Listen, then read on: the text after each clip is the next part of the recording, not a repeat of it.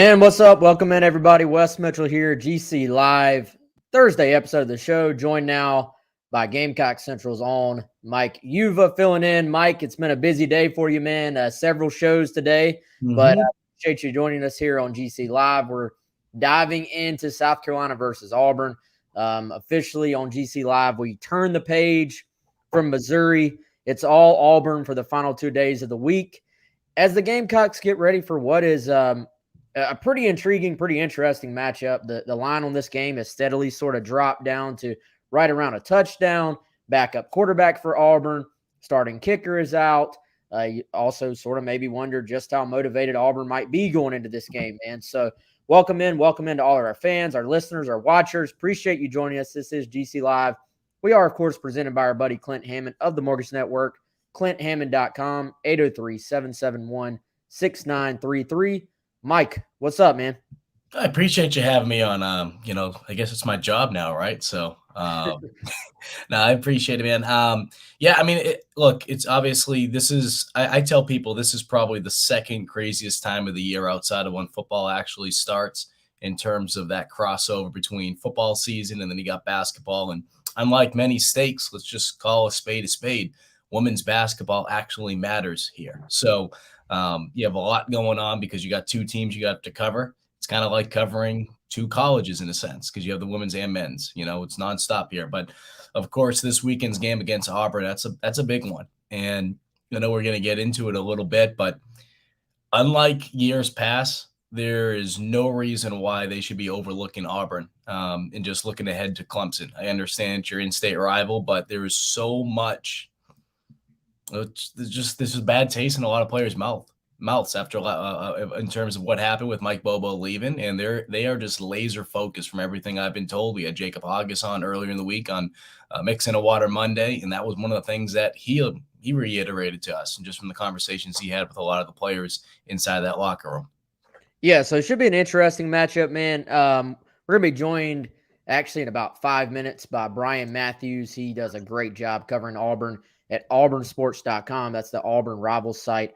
Always like to hear the insight from the people that are on the ground covering, much like us here at South Carolina, they're covering the day-to-day operations of those programs. So Bryan will be on. He's been covering Auburn for, I don't know, man, as long as I can remember. So we'll certainly get some good insight from him. And we'll spend most of the show talking about the football game. But I know you were at Colonial Life Arena last night, the big win over Clemson for Dawn Staley's program. Really a great day just for that program all the way around, man. You had the first sort of crowd-filled game at the arena in some time. It was a great crowd. You had, of course, the debut of the new banner from the Final Four. You had the local star there at Cardinal Newman and Ashlyn Watkins committing to Dawn Staley. And then South Carolina women's basketball, after a little bit of, I don't know, a sloppy, just sort of a disjointed start, just absolutely put it on Clemson in the second half. 11th straight win for them. By far, the best program in this state. That's not even a question anymore as far as women's basketball goes. What was the atmosphere like last night at the arena? And did you get a sense that the fans had been sort of waiting on this moment to get back in there and support this team for the first time in a while? Well, shoot, after the game, Dawn Staley mentioned it, that when she was out there before the players were introduced, she was nervous. She was kind of looking around saying, where are people? And one of the reasons that was the case is because it was just an absolute circus in terms of trying to get a parking spot. Now, USC has done a phenomenal job of trying to create extra parking spots. I know one of the things they did is they took away the intramural fields, which, stinks for the kids, but at the same time, too, it allowed extra parking spots. But it was just, there's construction going on a couple streets away. You're trying to get everyone in there. And I believe it was 13,363 or, 13,300 and some change. So there's a lot of people there.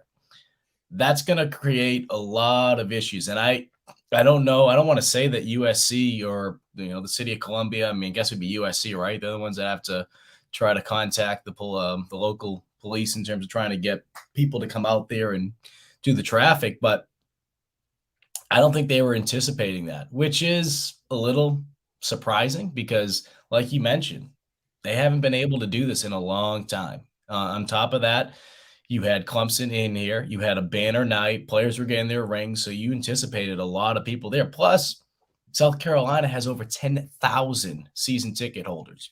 I mean, that is just insane. So hopefully they were able to figure that out because once we get into conference play, once we get to that UConn game in February, I mean, shoot, the last time these two teams played back in the 2020 season before everything happened with COVID, that place was sold out. So I expect USC to be prepared now a little bit in terms of traffic, especially for women's basketball. But that was the big thing. It was great to see Gamecock Jesus, Baseline Jesus, whatever you want to call him, throwing up his Gamecock flag. It was a great atmosphere, but especially in that second half. I mean, South Carolina, 12 turnovers in the first half, even though they held Clemson to just 3 points in the second quarter. They looked like the number one ranked team in that third quarter. They came out, shot 7 of 8 from the field, had no turnovers. Destiny Henderson, who had 4 of those turnovers in the first half, she had 4 assists in the third quarter to start alone. And they outscored Clemson in terms of points in the second half. Clemson scored 45 points for the game. USC scored 49 points in the second half. So Dawn Staley and her team just absolutely clicking. And as you mentioned, 11 straight victory that ties the all-time series now between the two schools at 33 wins apiece.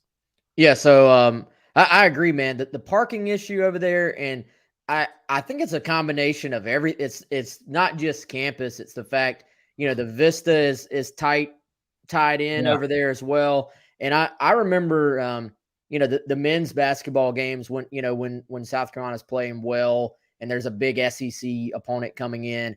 If there's 15, 16,000 people there, or the sort of rare sellout when you get the full 18,000, there really is nowhere to park for all those people, and it becomes a big old mess. So that And they is something block I off think the South street. Carolina's And going to they have to usually address. block off a street on game day, which is good. It's a smart thing to do to be able to allow the pedestrians and the fans to be able to cross the stadium outside of where Asia Wilson's statue is. But yeah, hopefully they'll be able to tweak that in the coming weeks. Definitely, man. Let's going out now to our Primal Gourmet chat line. We've got Bryan Matthews, auburnsports.com. Bryan, I was introducing you earlier, and I said you've been covering Auburn as long as I can remember, sort of being in the whole media game myself. How long have you been covering Auburn? I think this is year 21. Started back in 2000, and here we are. So yeah, it's been a thrilling ride, and it's been fun. Things have changed a whole lot in this business from 2000 and now with social media and everything that's happened. But yeah, it's been quite an experience. Yeah, certainly, man. So you've seen it. I mean, at Auburn, you've seen the ups, the downs. You've seen everything in between. And we appreciate you taking the time to join us here today, man, on GC Live and tell us a little bit about this Auburn team. I always sort of start off with the most open-ended question ever. What do Gamecock fans need to know if they don't really know anything about this team right now? I'm sure they've seen, Bo Nix is out. There's been some injuries. They saw, the loss last week. But what do Gamecock fans need to know first and foremost about this Auburn team that's coming to Williams-Brice Stadium this Saturday? Pretty schizophrenic team. They tend to play well for a half on one side of the ball, and the next half they sort of fall apart at times. So that's one thing to watch. And of course, against Mississippi State, both sides of the ball sort of fell apart in that second half after jumping out to a 28-3 lead and that's the worst blown lead in Auburn history that we know of. Generally speaking, Auburn has a pretty good run defense. Been pretty solid all year in that area. They've switched from Kevin Steele's man system to playing a whole lot of zone under Derek Mason, and I think they've struggled with that, and they've given up a lot of passing yards. Before Mississippi State, they were good in the red zone. So even though they gave up a lot of yards, that they really kept the scoring down, and that was a plus for them. That didn't happen last weekend, of course. And then offensively, cannot run the ball to save their lives. I mean, this is not your typical Auburn run play action type team. They're averaging, I think, 120 yards rushing in SEC play, which is near the bottom of the conference. They ran a little bit against Ole Miss. That's really the most successful SEC game they've had running the ball. But any average or close to average run defense is probably going to shut Auburn down. And now you're taking away Bo Nix, who is a guy that most defensive coordinators sort of had to account for in the running game, and you're putting in TJ Finley, a guy who's more of a traditional drop back type quarterback. So that's going to make it even tougher, I think, for Auburn. So I think they're going to have to try to scheme up some things and surprise South Carolina with some things and to try to run the ball, because you don't want to go in, a road game with the players first start for you in this offense and put it all on his shoulders. Hey, Brian, Mike, but I'm glad you brought up the offense, because kind of maybe like an ex-girlfriend, kind of peeking over the fence. You're curious. Yeah. You want to know, hey, how they doing? I don't know. I don't want to see them necessarily do that well, but while South Carolina has been going through their own growing pains from an offensive standpoint, of course, Mike Bobo was the OC last season for USC. He's with Auburn now. How has that fit look? Because you said it's not the traditional Auburn offense that you've seen in years past. Have they made progress? Have they took steps back, in your opinion, since he came in and took over as OC? Well, they've definitely taken steps forward in the passing game, and Auburn was a terrible passing game under Gus Malzahn. The numbers were bad, and the just development of receivers and quarterbacks was really bad. You had several talented receivers, Auburn receivers, that would go to the NFL, and then you'd hear back from those coaches or them talking about how simple Auburn's system was and how big of an adjustment it was for them. So that's changed. But while that's changed, they've also discovered that Auburn doesn't really have a whole lot of good receivers. And the offensive line remains a big issue. They've improved their pass protection, but they have struggled running the ball and really just creating space for those running backs. They do not get much of a push at all. But the thing with Bobo, I guess it surprised me, is my expectations for him to be sort of a traditional run play action guy, pretty standard. But what we've seen with him is he's very creative. He has been at Auburn. He comes up with all these different concepts and schemes, and they tend to be really effective when Auburn can execute them with their deficiencies, at certain positions. So that's been a breath of fresh air, I think. But on the other hand, he still has not found a way to run the ball consistently. Auburn's not a team that, can run, and then pass the ball on third down and be successful. They've so far, the best success has come from just slinging it around with Bo Nix, and they don't have that option anymore. Yeah, let's keep it right there. TJ Finley takes over, someone that South Carolina fans are pretty familiar with. He made his debut against the Gamecocks last year at LSU. His first career start, and I think was about 17 of 21, 250 plus yards passing, threw for 2 touchdowns, ran for another. The thing I took away from that game, though, was just the amount of success LSU had on the ground, and then setting him up, getting him in some good situations. I watched the finish of the Auburn Georgia State game this year, where Finley came in and really sort of sparked the offense.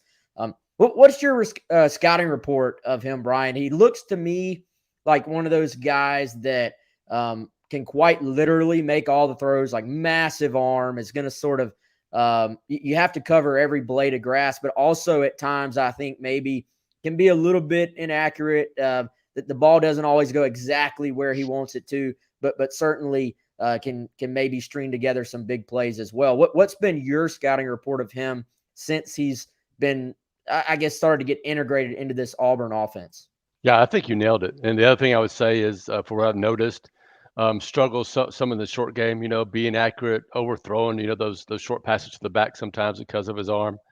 But the first thing I would say about TJ that's really blown me away is just what a leader he is, what a stand-up guy he is.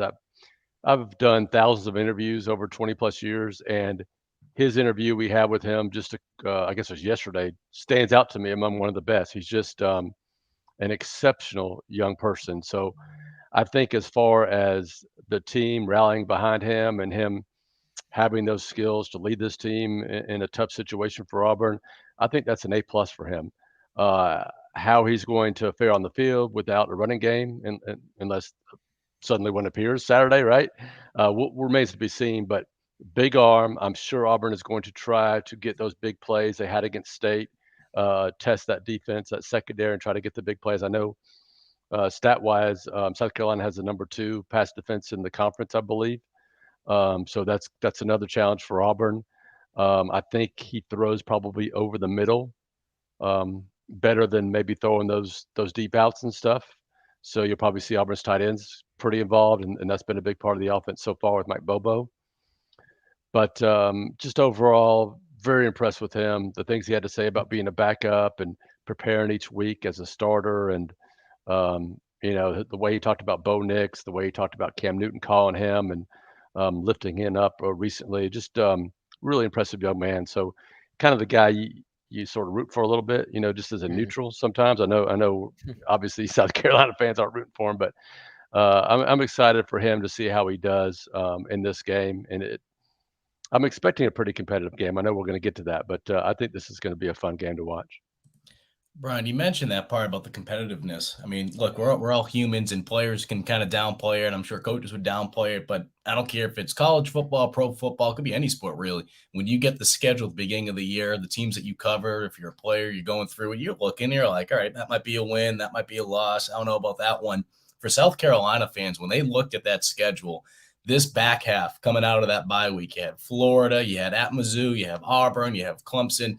That just looked like an absolute gauntlet. Now, in terms of how things have played out, Auburn's coming into this game, and like you mentioned, they're going through some struggles right now. They're going through some changes at quarterback. Where would you put Auburn right now in comparison to where they were at the beginning of the season? And do you feel like, after what we saw last season, is that something that is on the Tigers' mind? I mean, obviously, new coaching staff, new players, but at the same time, too, they have to come back to a place last year where they lost in a game that I don't think a lot of people expected them to lose going into that one. Yeah, that might have been the game that cost Gus his job at Auburn, to be honest with you. I think Auburn's in trouble, to be honest. I would be concerned. I know every team I've covered, the coaches and players, no matter what's going on, always say, we're having a great week of practice. The guys are in good spirits. We put that behind us, et cetera, et cetera. But you never know till you get to game day. And Auburn's lost 2 straight games. They pretty much eliminated themselves from the SEC West, even though there is a scenario where there could be a 5-team tie. But Alabama's going to beat Arkansas this week in that speculation. But yeah, I would. And then you lose Bo Nix and you lose Anders Carlson, the kicker, for the last 4 seasons. I would say that Auburn is in trouble, and the biggest thing the coaching staff can do this week is try to get them mentally ready to play this game, because I think that could be an issue. You take Florida, they're probably more talented than Auburn. No offense, probably more talented than South Carolina, but their heads were not in it, and they got their rear ends handed to them. And Auburn is in a similar situation, in my opinion. If they don't come ready to play, they could be in trouble too. Brian, you mentioned a couple of times that the running game has not gotten going for Auburn. That outside looking in, that's a little bit of a surprise to me. Knowing what I saw Mike Bobo do with the running game here at South Carolina last year, being very familiar with Tank Bigsby following that recruitment. First of all, I've got to ask this. Has Tank Bigsby ever gone on the record with you guys about his recruitment and how close he was to possibly choosing South Carolina at one point? Has that ever been mentioned there? It always gets brought up here that there was allegedly a commitment video here involving a Tank that never saw the light of day. So I got to ask, has that ever been brought up in a media setting there? Not that I know of, not that I recall. So, I mean, it may be absolutely true. I mean, we know how recruiting is, right? Yeah. I mean, kids change their mind all the time. But the one thing about his recruitment that I remember the most, and I cover the team more than recruiting, but I just remember that Carnell Williams was mentioned a lot about his relationship with him was the biggest reason he chose Auburn. And Carnell is proven so far to be one of Auburn's better recruiters. So I think that played a big part. Yeah, I had to ask. Just down the road too.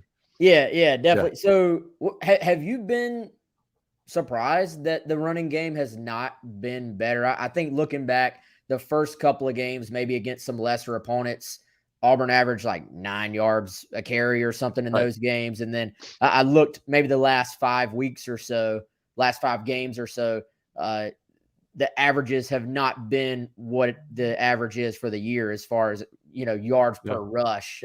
So have you been shocked by that? I'm outside looking in. I am a little bit surprised that it's played out like that. I absolutely have been surprised, shocked. It's just, what is going on, right? I mean, And I keep writing about it too. And I'm like, what am I going to write about? Oh, I'll just write about the crappy running game again. Okay, great. But it is really surprising because you take Tate Bisbee. I think talent-wise, he's one of the top running backs in the country. He's up there. They found Jarquez Hunter out of Mississippi, and he looks like one of those guys that was a 3-star that's going to turn into a really good player. So talent-wise, Auburn's got up there. Offensive line, they returned 8 guys with starting experience. Most of them are fifth-year seniors. So you would think that would be good for the running game, right? And of course, they have a quarterback who's a very dangerous runner too. So to me, that added up to Auburn being a really powerful running game this season and being a run play action team. And Bo Nix would come along in the passing game as they got more into it, and that hasn't been the case at all. They did run the ball really well against some of those non-conference foes that they sort of rolled over easily. But once we've got to conference play, it's been shut down, and it's almost embarrassingly bad. I think they had negative 8, 10, 12 yards rushing against Mississippi State in the second half. Yikes! And that's a team that was threw for over 300 yards through the first 3 quarters or so. So you would think there would be some openings in the running game, right, when you're throwing the ball that effectively, but it just hasn't happened. So I don't know if they've gone back to the drawing board. Maybe they've got some big plans this weekend, but so far it's been a dud. I'll tell you what, Brian, having a night game here, at Williams-Brice, if South Carolina fans needed anything, even though, believe it or not, they're actually not happy. They wish they were getting earlier games for whatever reason. A couple of years ago, they wish they were getting more night games. So it's funny how that works out, how you get more night games and how you want to switch it up. To come into the environment that they could be walking into on Saturday night, what does Auburn need to do in order to be able to have success, you think, and to be able to get the win? Well, I think the basic stuff on going on the road, don't turn the ball over, don't get your don't make mistakes on special teams, et cetera, run the ball, stop the run. But I think for Auburn, they've got to scheme up a way to run, right? And that usually works for a little while until the defense figures out what they're doing and they stop it. If you're not like a Georgia or a talented team who can just manhandle opponents. And then they've got to find a way to get TJ Finley comfortable on offense and give him some easy throws early on. And then defensively, they got blasted by Mississippi State. So they just need to come back and maybe take that personally a little bit and have a little chip on their shoulder and just get back to playing how they were early on. But, I said this earlier, I think this is going to be a tight game. I think you have to question what sort of mental shape Auburn is coming in. Mm-hmm. So if I'm South Carolina, I'm coming to that stadium thinking we got a shot to knock off Auburn. Let's raise heck and have fun and be loud and, see what happens. Yeah. Final thing I have for you here, Brian, and we'll sort of keep it right there. How do you see this game playing out? Do y'all make predictions? Do y'all make staff predictions? Have you decided which way you're going to go on that yet? Give us a little bit of a preview on exactly how you think this thing's going to play out. We do make predictions. Was going to take South Carolina. I still might do it, but after talking to TJ Finley, I'm like, man, maybe this guy's got it. So I don't know. I'm still pondering it, but I do think it's going to be a close game, and I would not be surprised if I end up taking the Gamecocks in this game. So we'll see. I'm expecting a fun game, night game. Should be entertaining. I don't, frankly, think either team is anything special. So it's just 2 SEC teams. It's just going to go, knock each other around a little bit. Yep, no doubt. You going to be in town, or are you covering it from there? No, Christian, one of our other guys, is going to be up there for the game, so I'll be watching it from the sofa. Okay, awesome. Mike, you got anything else, man? Are you good too? So no, you don't think anyone's going to be looking ahead to the Iron Bowl? Because we've been talking about from a Clemson standpoint. We think the Gamecocks right now with the connection with Bobo and just talking to some of the guys that are close to the program that talk to the players, they feel like they are locked in because of how things ended with Bobo. And some of those guys are taking it personal this week. So It doesn't look like they're looking ahead to Clemson. Can you see if any scenario players are looking ahead to that Iron Bowl? I think they might have been had they won against A&M or Mississippi State. I think Auburn's got some other distractions, right? But I don't think that's one of them, right? That They know where they are. They're coming off 2 losses. I don't think they're worried about the Iron Bowl anymore. If they're thinking about it, they're like, oh, we need to start playing better. We're going to get our butts whipped in Jordan Hare Stadium. So I don't think that's going to be a factor. But I do think Auburn's mental focus is going to be a factor, or could be a factor for sure. Bryan, great stuff as always, man. We appreciate the time. Anybody listening or watching, go check out auburnsports.com if you want to get the Auburn perspective on this game. Bryan, enjoy the game on Saturday, man. We'll talk to you soon, okay? Hey, I appreciate it. Thanks for having me, guys. Thanks, bro. Thanks, man. That's Bryan Matthews, auburnsports.com. They do as good a job as anybody out there on the Rivals Network covering their team. Again, Bryan's been covering them for, like I said, I knew it had been a while, Mike. I didn't realize it was 21 years. Dude, you think we see a lot here?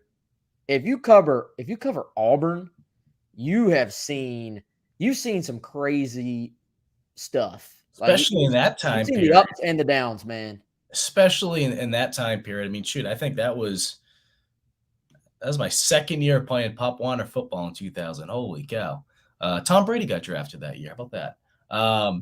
But I think, I think the biggest takeaway is, and I don't know about you, Wes, it just seems like as the week's gone on, the more you hear from people like Bryan, people that are close with Auburn's program, this isn't a layup. And I know I mentioned it to Bryan. If you asked me at the beginning of the season, right, and I was thinking about it, I think I was getting a haircut the other day. I think it was just yesterday, and they have the schedule for the Gamecocks. And I'm just looking back at it. I'm like, all right, let's go back and kind of remind ourselves when we looked at it, what games we thought were going to be wins for South Carolina, what games we thought were going to be losses, and what games could be a toss-up. And I'm going through the list, and I'm like, man, we have that. They just have that gauntlet of a schedule. And that was the word I think a lot of people used, that gauntlet coming out of the bye week. It is just crazy. It is just crazy how things have unfolded, right? I mean, that's the beauty of football. You have to play the games. It's not decided on paper. It's not decided by making a W or an L next to the game itself. And I think while things have not been all sunshine and rainbows across the board for USC, there has been a lot of progress made this season. I mean, Bryan just mentioned it. They're one of the best pass defense in the conference. They're ranked second. Special teams has definitely made improvements as well from a year ago. The problem is, from a consistency standpoint, the offense has not been able to show that progress. And I think, unfortunately, and I've wrote this a couple times in Gamecock Central pieces this season, it's kind of like having that renovated kitchen. You have a beautiful kitchen, granite countertops, a beautiful stove, nice fridge, but there's that nasty smell that's just lingering in the kitchen. You can't appreciate everything else that's going on. And that smell has been the offense. And I don't think people have truly been able to appreciate what they have seen this season. So with that being said, Auburn's coming in here. That's not the Auburn that going into the season, when you looked at the schedule saying, you know what, that might be a tough one. This game, I'm not going to say is a true toss-up, but this game is not too far-fetched to say that South Carolina has a good opportunity to win this game. And if they're able to win this game, I mean, shoot, going into that Clemson game, that brings a lot of momentum. You get that monkey off your back of finally being able to go to a bowl game for the first time since 2018. But then you get some sense of pride, too, in terms of being able to one-up a guy that left you and basically said, you know what, I'm going to leave you and go to somewhere else that I think is going to be better. And, obviously professional reasons, money, but aside, you look at it, it should motivate you as a player. And they have a tremendous opportunity this Saturday. Yeah, as the week goes on, I'm with you, man. My gut feeling is that South Carolina finds a way to win one of these two games, because I think a lot of this season has been about momentum for Carolina. They really had a chance to build some momentum early in that Missouri game, and they turned the football over with a chance to go up by 2 scores. And they really sort of lost all momentum they had until the fourth quarter. The Florida game, they get some momentum early. It's at home. They're able to build off of it. And then they were able to make some defensive plays, namely the Jabari Ellis play to sort of put that game away, actually pretty early, put it away right before the half. But I don't know, man, the way Bryan just talked about Auburn, you're not talking about a team that comes to Columbia with a ton to play for right now, other than maybe some pride. And I think now the funny thing is, you see the Gamecock fans, they're sitting there saying, fool me once, because when we had Gabe DeArmond on last week, he was telling us all about how, Missouri has run the football, but it's been against lesser opponents. The offensive line isn't as good as we think it is. The running game hasn't been all that great. And then what happens? Missouri has an outstanding game on the ground against South Carolina. So if you look at the chat right now, John on Facebook, does Bryan Matthews really want us to believe we won't have trouble stopping Tank and other backs? T says he sounded like Lou Holtz. So I think there's Brandon says not buying it. So, the fans are like, all right, we hear you, but Carolina has struggled against SEC opponents. Yeah. Other than that Florida game where they really played pretty darn well against a Florida offense that's been good at running the football. Fans still have visions of Tyler Beatty running all over Carolina last week. So, how much do you, Mike, think home field advantage and momentum, like getting the crowd into a game? To me, against Florida, Florida sort of quit mentally. Yeah. But South Carolina, I felt like just fed off of each other. They fed off of early momentum. Defensively, they fed off the crowd as well. I think home field advantage will truly be determined based on what South Carolina does early, right? They need to be able to give this fan base a reason to get into the games. And that's not saying that South Carolina fans aren't committed to this program, but they need to be able to feel it. I think back to that Vanderbilt game. It was dead. It was dead in there. I remember tweeting it out that a guy sitting behind me, he left. He's like, you know what? Screw it. I'm going to go get a corn dog across the street at the State Fair. And he missed a hell of an ending with Zeb coming in and leading the Gamecocks down the field for the win. But you need to be able to get this crowd in it. We saw against Florida, right? That flea flicker to open up things. You need to be able to get that energy there. And if that energy's there, there's no question you can have that home field advantage. I think more than anything, though, with this team, what they need to be able to do is they need to be able to they need to be able to find a way to get back to just doing the small things, right? I mean, I know it's so cliche to say, but just doing the freaking small things and just finding a way to be successful with it. Finishing your blocks, being able to, get open, separate yourself from the defenders. I've said it before. I think this week, more than any week, Josh Van's going to be double teamed. There's going to be a safety that will get brought down in the box, and Auburn is going to challenge you to throw the football to someone else if you want to win the game. You're not going to probably be able to run the football the way that you want to unless you're able to get someone else other than Josh Van in the game and through the passing. So I don't know who that guy's going to be because, we've been asking ourselves that not just this season, but going back to last season, right? Just take the name Josh Van out and slide the plate in Shi Smith. It's the same issue. You need someone else to step up. We saw it in the Florida game. We saw Nick Muse get involved a little bit, and sometimes it does have to do with a little bit of play calling. But in this case, right, I think back to last week, I don't think it was more so Satterfield. I think it was just lack of execution. And then when you fall behind the way that they did, of course, they're going to have to make certain type of changes. But, poor blocking up front. Jason Brown didn't help things out, certainly, with some of the decisions he made. That was something that Shane Beamer alluded to. He has to be able to step up in the pocket. He can't just roll out every time. And this is the point that I was going to get back to Wes. They have tape on Jason Brown. They understand how to defend him. Teams realize as defensive ends, you're going to work upfield and force him to stay in the pocket because if he rolls out, he's screwed. With that being said, this is also a good thing for South Carolina. I know Gamecock fans, it seems like anytime a backup comes in, it's always, we always make a backup look like a Heisman Trophy winner. Well, here's the difference for South Carolina. TJ Finley, yes, he played with a different team last year. Yes, he played with different players. Yes, he played for a different offensive coordinator.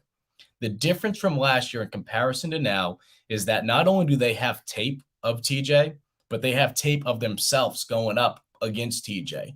I think that's going to be a huge, huge factor that people aren't really talking about. I think that's going to be something that could extremely be beneficial for the Gamecocks. We talk about how that hurts Jason Brown in a sense, and maybe that's why Missouri was able to do the things they did to not just him, but the offense last week. I think being able to have that film on Finley, I'm not saying he's going to go out there and just look like, I don't know, a pile of pud, but I think he's going to go out there. He's not going to look like the TJ Finley of last year because South Carolina, number one, they're ready for it, but number two, they know how to defend him better.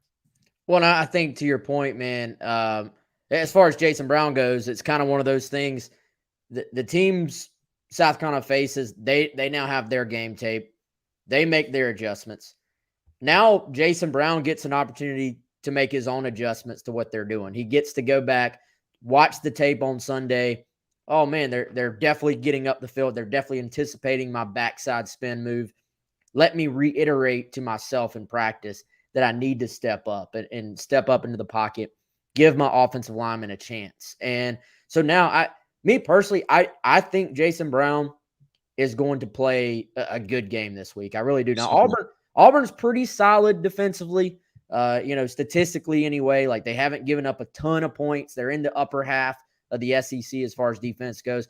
I don't know if it sets up for Carolina to go up and down the field or anything like that, but I do think Jason Brown is a type kid. He's very conscientious. He's going to take a strong look in the mirror, focus on what he needs to improve this week, and go do it. The other side, to your point, man, with Finley, I think there will be some opportunities for this Carolina defense to get off the field because he is a guy that if you can put a little bit of pressure on him, as Bryan sort of agreed with me on, he's really not the most accurate passer in the world. There's actually a YouTube clip, and I love when people make life easy on us. If you search for TJ Finley, Georgia State, somebody clipped up every throw he made against Georgia State when he came in last year, and which is exactly what I was looking for. And it's just like literally you see every single throw. So in those throws, you will see, Mike, you will see a guy who on one of them is like dodging defenders, stepping up in the pocket, throwing the football while he gets hit, looks like a freaking first-round draft pick. Yeah. And then you will see other plays where he drops back, there's no pass rush, and he has a guy, but he just whips the ball so fast and so hard that it sort of either sells on him or it's just a little bit off, and his receiver can't adjust to it because A, it's coming so hard, and B, it's just not quite accurate enough. So guys like that aren't just consistently accurate, he's going to make some throws on you on third down where you roll your eyes and you get frustrated as a fan that they just completed a 3rd and 12. But also he's going to miss a couple throws for you where guys are open that will allow you opportunities to either A, turn him over and get the ball back immediately, or B, get off the field as far as forcing a punt. So to me, that sets up pretty well for South Carolina. Like you said, there is no, it's the backup quarterback. Clayton White mentioned that in the press conference this week. On Sunday, when the word came out, it's going to be TJ Finley, he said all the guys were like, Coach, we faced him. Like, we know what he's about. So there's going to be no taking this guy lightly. Ultimately, it's going to go back, though, to Tank Bigsby stopping that running game. If you can slow the running game, I think it sets up fairly well for them to have answers for TJ Finley. Against LSU, matter of fact, I think you and I watched that game at Market on Main last year, and LSU was just smashing South Carolina up front, and then they were able to put TJ Finley in easy throw situations. You have to keep him out of those situations. And I'm going back to last year because I wanted to bring this up, if I remember correctly.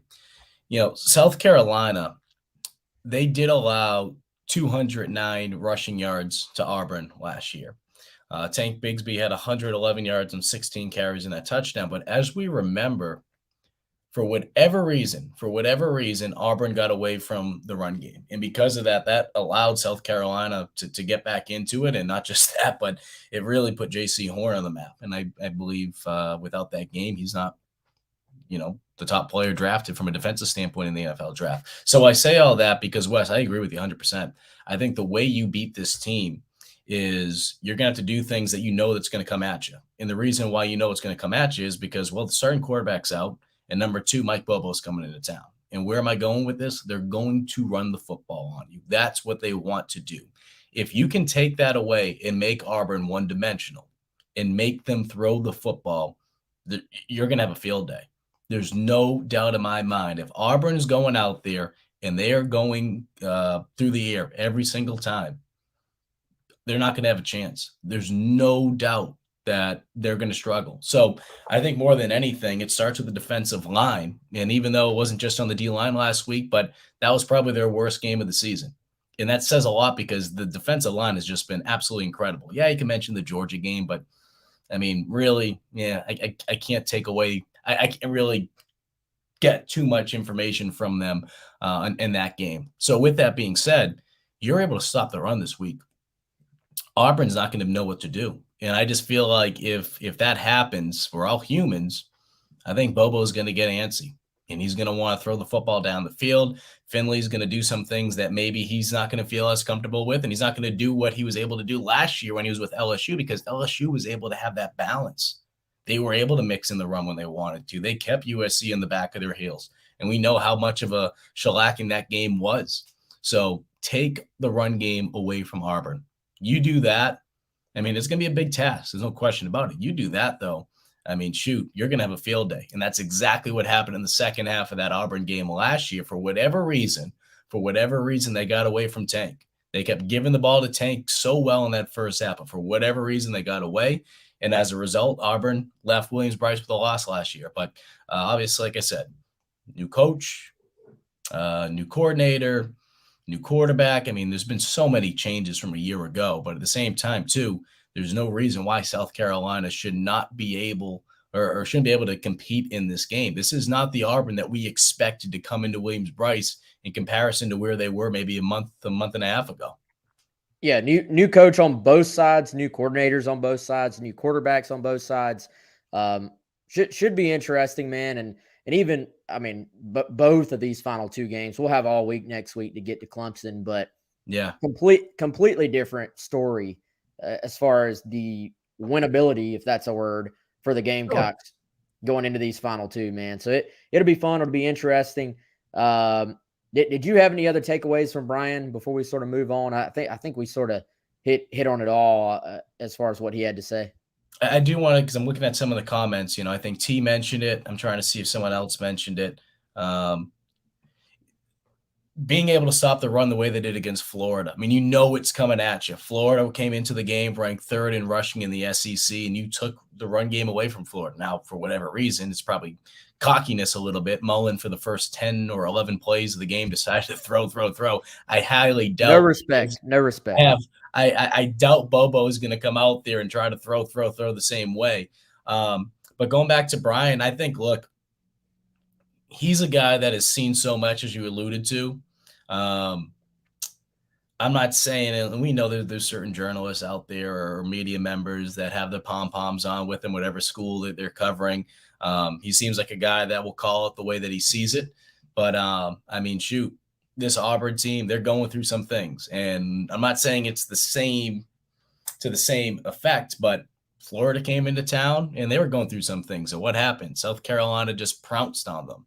Circumstances a little bit different. You had an extra week to prepare. But I think the bottom line is this is lining up to be a perfect storm for South Carolina. This is a team that is hurting right now. You're hurting too, but at the same time, you have an opportunity here at home, under the lights. You win, you're going bowling. So this is not a game that South Carolina fans should look at and be like, crap, we don't have a shot. These next two games, there's opportunities to win. But it starts this week, and I think South Carolina has a good shot against an Auburn team, like I said, that's coming in here limping, literally, from both a physical standpoint and a mental standpoint. Definitely, man. Let's talk a second about this men's basketball game tonight. I believe so. I know Colin will be at the basketball game. You're doing a call-in show. Yes, so Colin will be basketball tonight, and I will be at the Colin show at Backstreet Grill. So if anyone wants to join me and the great Kirk Hollinsworth, come on by, and we'll mix in some waters. We'll have a good time.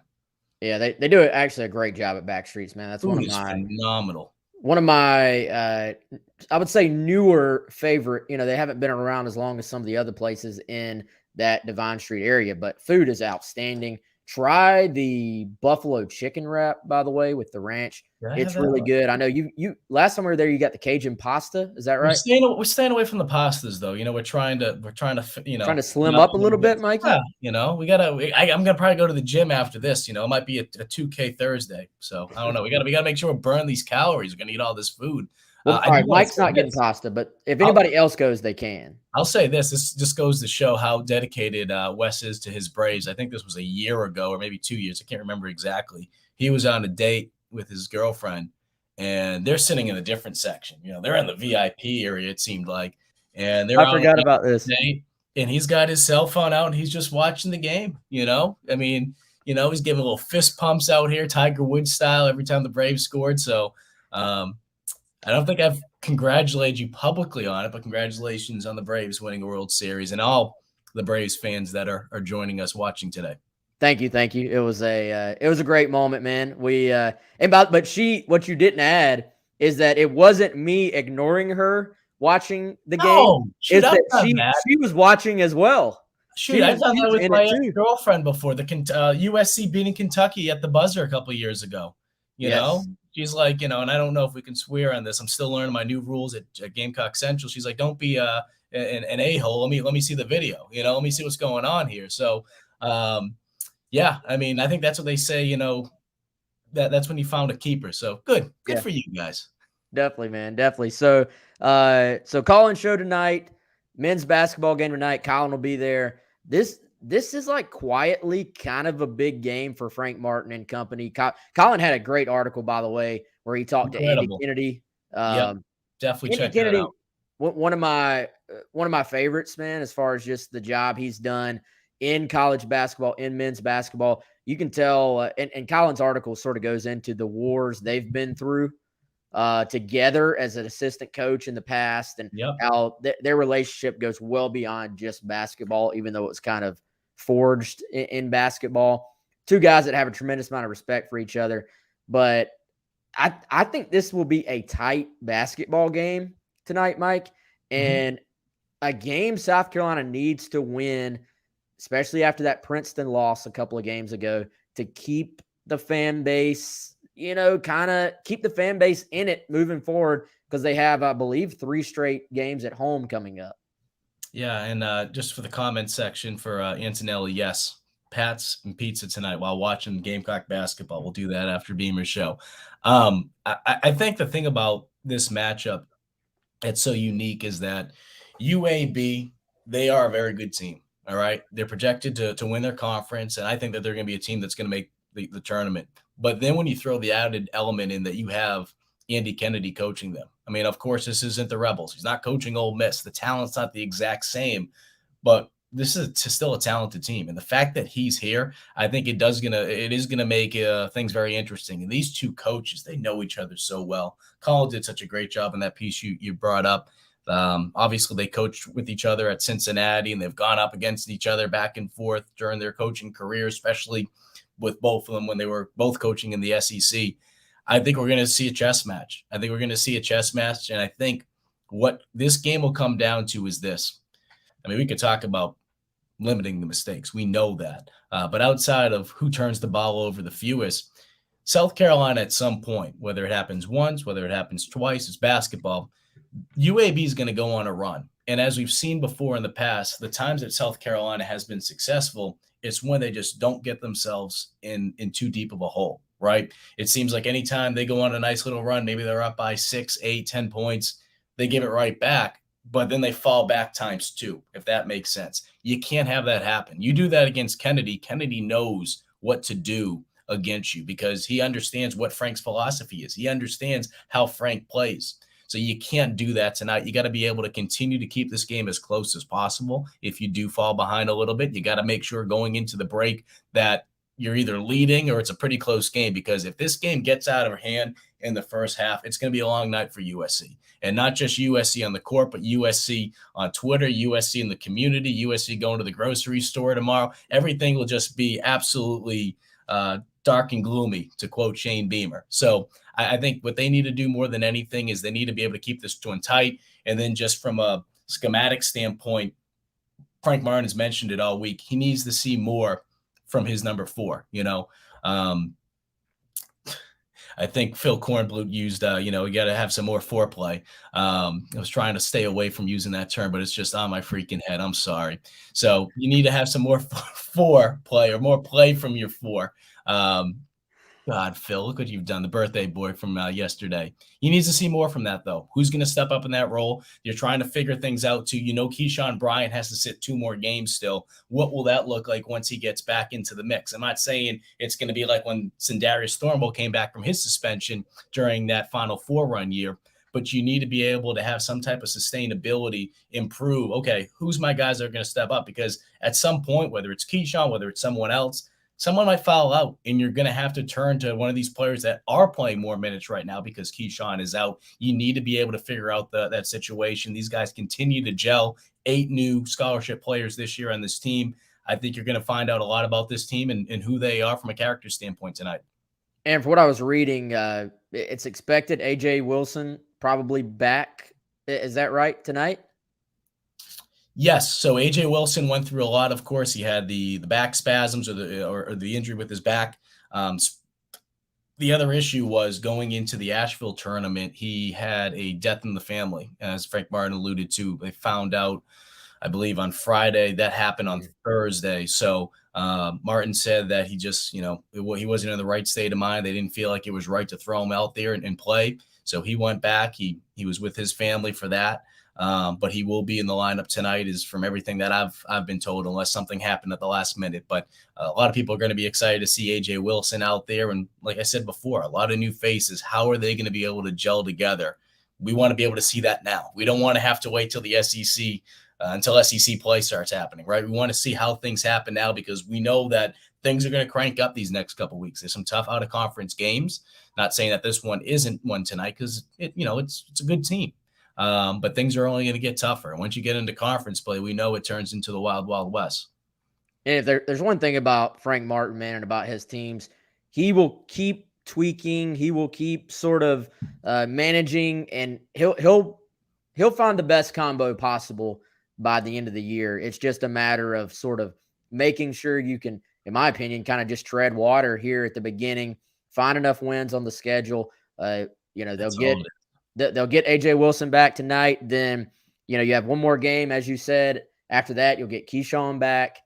Then start to figure out, minutes will either expand or they'll start to contract as far as which guys are going to be the key players on this team. I'll tell you what, man, I like the freshman class. Like I like these young guys. I'll be curious to see, your Devin Carters, your Taquan Woodleys, Jacoby Wright.